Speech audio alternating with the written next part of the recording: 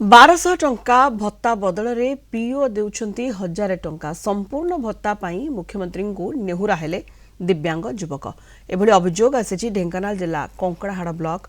मकुआ काठेणी पंचायत बाघबसा गाँव सुशांत प्रधान जन्मरू विकलांग सरकार तरफ सुशांत को मासिक 1200 टंका भत्ता दि जाउथिला किंतु 6 मास हेब सुशांत को भत्तारू 200 टंका काटी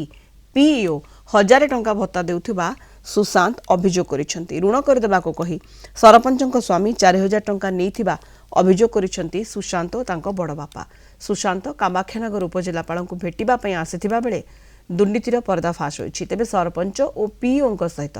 बारंबार जोगाजोग होइथिले भी प्रतिक्रिया मिली पारि नाही। साले मूल 1200 पाउतले पैसा कतैचंते 1200 कलंतु आसितले कलेक्टर पाखक कमाइछा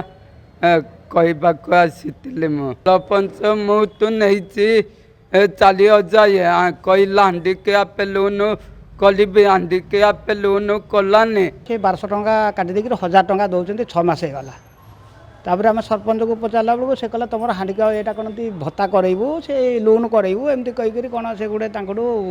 पैसा नहीं जाइए बोले से मत पुओ कहूँ